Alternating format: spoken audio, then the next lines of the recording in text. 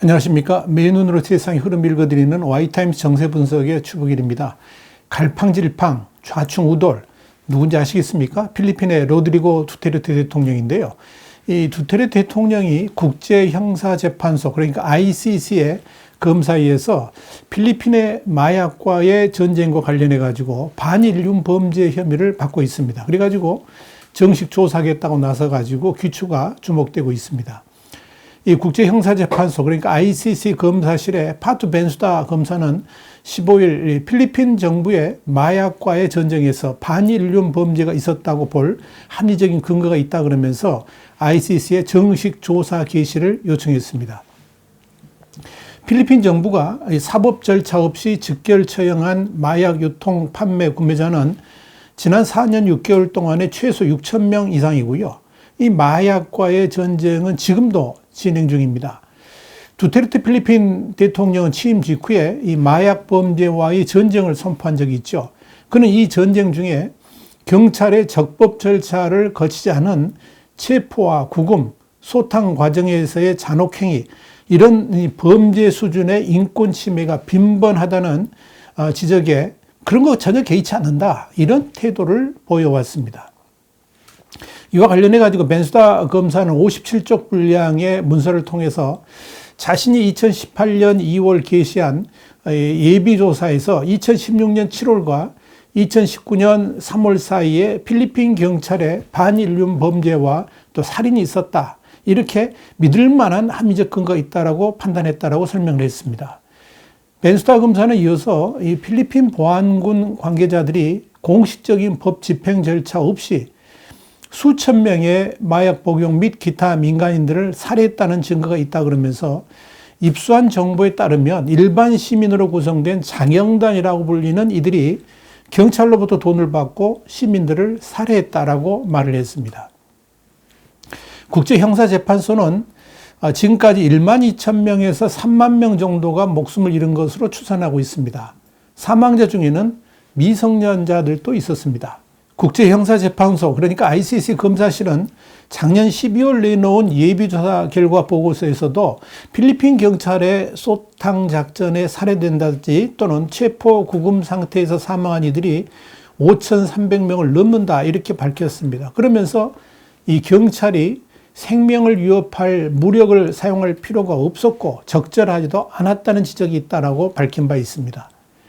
이 벤수다 검사는 두테르테 대통령이 필리핀 남부 다바오시 시장 그리고 부시장으로 근무했던 2011년부터 2016년까지 이 지역에서 일어난 고문이라든지 기타 비인도적 행위도 조사 대상에 포함하도록 요청하겠다라고 밝혔습니다.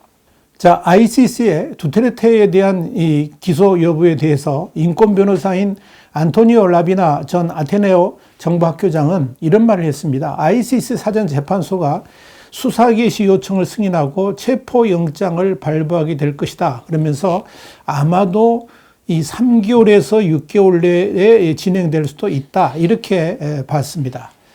라비나 변호사는 이어서 이 보고서에는 로날드 델라로사 당시 필리핀 경찰청 총재, 그리고 메나우르도 구에바라 법무장관, 비탈리아노 아기레 전 법무장관 등이 언급되고 있는데, 이와 관련해 가지고 이 불법을 저지른 모든 공무원들 명단이 곧 공개될 것이다, 이렇게 말을 했습니다. 루벤 카란자 뉴욕 국제 과도 사법 프로그램 이 ITJP인데요. 이 ITJP의 소장도 벤수다 검사의 두테르테 대통령에 대한 수사 개시를 예상하고 있었다 그러면서 이 벤수다 검사의 구체적인 수사 내용을 볼 때 두테르테 대통령을 비롯해서 범죄에 가담한 공무원들을 포함해 가지고 상당히 많은 숫자가 이 살인을 지시하고 은폐한 혐의로 소환장이라든지 체포영장을 받을 가능성이 아주 높다라고 지적을 했습니다. 이 내용을 홍콩에서 발행되는 사우스차이나 모닝포스트가 16일 보도를 한 겁니다. 특히 이 벤수다 검사의 보고서에는 이 두테르테 대통령이 마약 범죄자에 대해서 살인을 공개적으로 지지했을 뿐만 아니라 불법을 저지른 이들을 보호하겠다고 약속까지 했다는 사실도 폭로가 됐습니다. 또한 이 두테르테의 마약 전쟁에는 고문과 비인도적 행위가 수사라는 이유로 광범위하게 진행되었다. 이것도 밝혔습니다. 이와 관련해 가지고 두테르테의 정적인 안토니오 트릴레인스 전 상원의원은 ICC가 두테르테를 기소한다는 것은 사법적 살인으로 희생된 모든 가족들에게 정의를 향한 또 다른 기념비적 조치라 그러면서 두테르테를 비롯한 범죄자들을 반드시 사법 처리한다고 주장을 했습니다. 이런 ICC의 두테르테 대통령에 대한 사법 처리 가능성에 대해서 필리핀 정부는 ICC의 조사에 협력하지 않겠다 그러면서 강하게 반발하고 있습니다. 해리 호케 대통령궁 대변인도 이 두테르테 대통령은 ICC의 조사에 절대로 협조하지 않을 것이라고 말했다 그러면서 ICC는 필리핀에 대한 사법 관할권이 없다라고 주장했다라고 이렇게 AFP 통신이 전했습니다. 해리 호켓 대변인은 또 벤수다 검사의 두테르테 대통령에 대한 수사는 법적으로 잘못됐고 정치적 의도가 있다 그랬습니다. 그러면서 이 두테르테 대통령의 임기가 끝나는 2022년 6월 30일까지 전혀 협력하지 않을 것이라고 말했다. 그렇게 SCMP는 전하고 있습니다. 이와 관련해 가지고 국제인권단체인 국제 앰네스티는 ICC의 거듭된 입장 표명에 환영 성명을 냈습니다. 이 국제 앰네스티는 ICC의 개입으로 필리핀의 무법적 상황을 끝내야 된다 그러면서 살인을 자행하는 경찰과 그 협력자들에게 범죄의 책임을 피할 수 없다는 신호를 줘야 된다라고 밝혔습니다.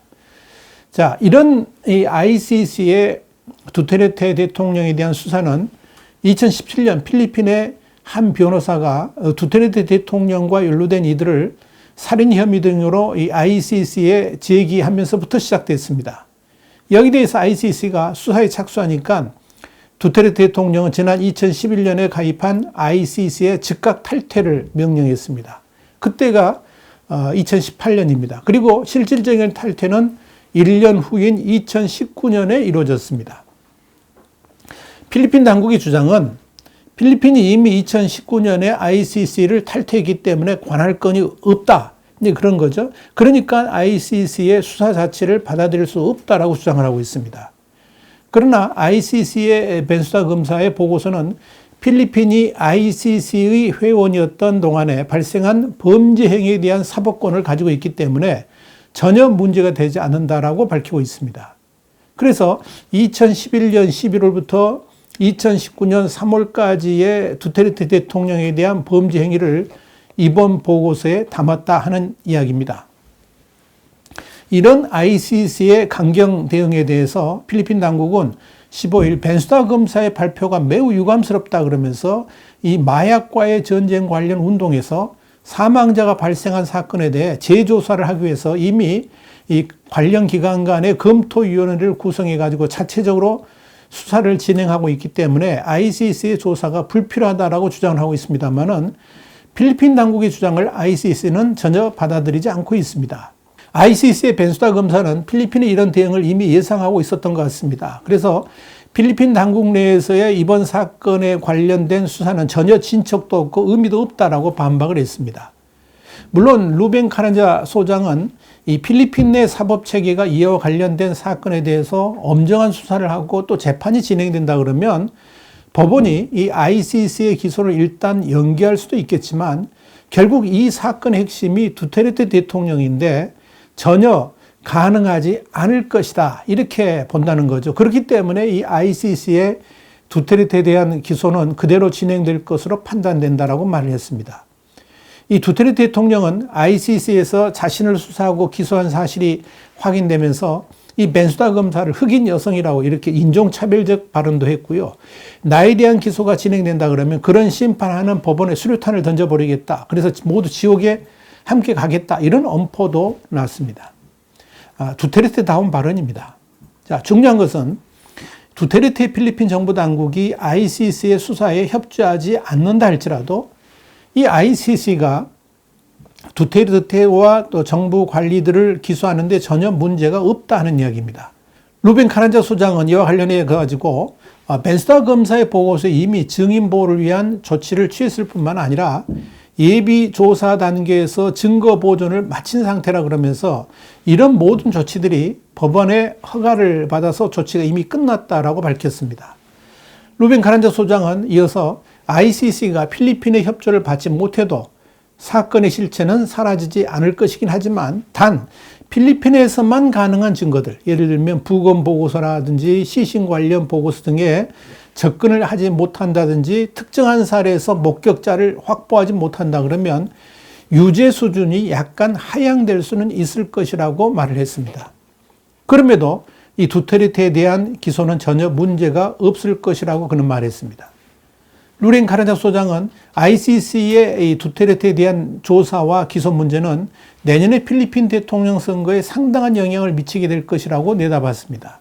물론 이 사건이 두테르테에게 긍정적으로 미칠 수도 있고 부정적으로 영향을 미칠 수도 있을 겁니다. 그러나 이 두테르테의 그동안 성향으로 봤을 때 박해받는 대통령으로 선전 홍보를 할 경우에 긍정적 영향을 끼칠 수도 있을 것이다. 이런 전망도 나옵니다.